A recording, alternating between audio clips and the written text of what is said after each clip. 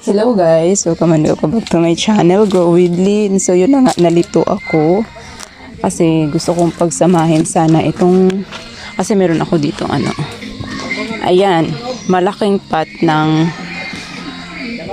hindi ko na rin alam kung ano to. Yan talaga ang problema guys kapag matagal nang hindi nakapunta sa garden. Nakakalimutan ko yung mga tinatanim ko. Tapos di ba pare-pareho naman talagang itsura nito.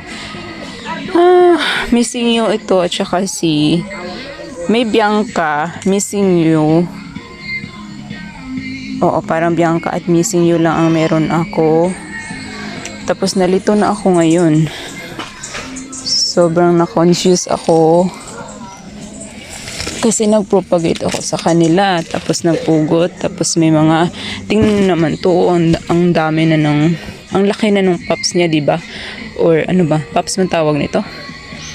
Oh. Tapos nalito na ako ngayon, kung sinong isama ko dito. Kasi gusto kong mapuno ito. Yan. So ano na, may isa pa dito. Ayan. So wala sa ayos pa rin tong garden ko. Pasensyahan nyo na. As long as buhay pa rin naman yung iba na matitibay. Ayan. So ano na. Sino na ang sino? Parang mas magkamukha ito sila. Baka ito yung head niya. Baka si Bianca ito guys. Siguro nga Bianca yan. Tapos ito yung missing you ko. Sino nga yung isa? Parang mayroong isa pa nakamukha nito eh. Magkamukha sila. Parang tatlo ito na nalito ako kung sino yung mga ID. Kung ano yung mga ID nila. Ay nako. Sinama ko pa kayo sa kalituhan ko. Saan pa ba yung kamukha? Parang yun lang ang meron ako na as inalito talaga ako sa itsura. Kasi iba naman talaga si Murasaki. Alam ko yun. Ito kasi compact yung rosette. So baka ito sila. Ayan.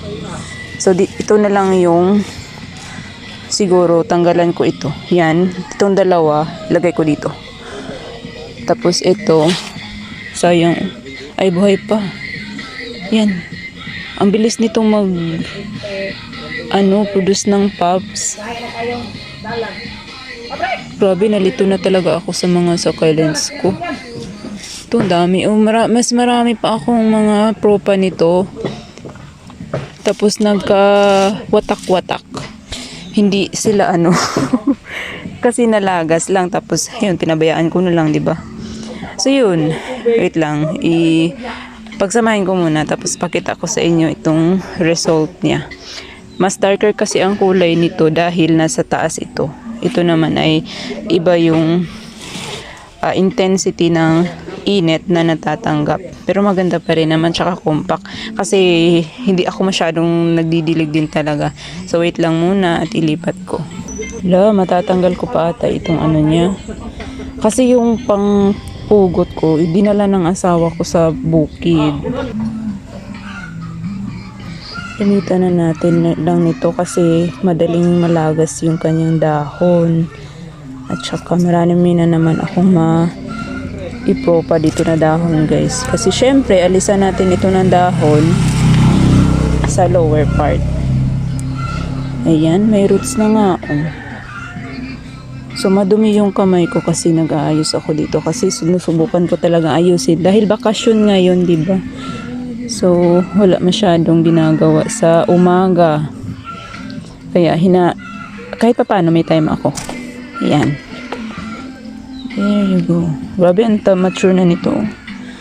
Diba? May roots na nga. Yan. Ay, nasira yung stem niya. Ito, dry.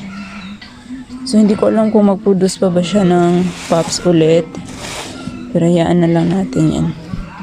Ang bilis nito padamihin. Kung alam nyo lang kung palagi ko lang talaga itong naaayos dito. Marami na akong mga pups na na papalaki. Pero siguro parang good thing na rin na hindi ako masyadong nakakapag-garden. Kasi yung mga hindi kailangan naman talagang kalikutin lagi, talagang nabubuhay guys. Kasi kapag kinakalikot mo lagi, mamamatay, di ba? O, di ba? Ayan na siya. So, ito, pinugot ko to siya. From here, ayan. Dami na naman ulit leaves. Pang propa. Gusto ko sana siyang bunutin. Ito talaga. Itong buong ito. Kaya lang, naalala ko, nakadikit nga pala ito siya dito. So, mahirap siyang bunutin. Kaya binihid ko na. At nang magbigay na rin siya ng another ulit na baby. Yan. So, ito na siya. Maganda na siya. Siguro hindi na nila kayang habulin ang laki nito. Pero okay lang yan. Yan, maliit lang ito. O hindi naman ito kalakihan ang nilagay ko dito. Pero ngayon, sobrang okay na siya guys. So, hoping na mapuno nila itong pot na to. Yan. So, balik ko to dun sa taas. At ito, balik ko sa dating pwesto niya. At lagay ko lang ulit ito. So, yun lang naman guys. Naisipan ko lang mag-video kasi sobrang nalito talaga ako. Paki-comment naman kung ano nga yung isang variety nito na kamukha nila. Lambda yung isa pero wala ako kasi nun. Kasi nung umorder ako, hindi siya dumating. Iba yung pinadala ni seller na hindi ako na-inform. So, yun. So that was it for today's video and thank you all guys for watching. See you in the next one and keep growing. Ayan, pinagpupugot ko na rin itong si Bianca guys. Ayan, yung mga bottom part niya. Napansin ko lang kay Bianca, mas mabilis siyang ganito, magto-twin head. Ayan, at saka mabilis siyang mag-pups. Gaya niyan, oh. Ayan, may sanga na rin pala to. So, yan. Ganda.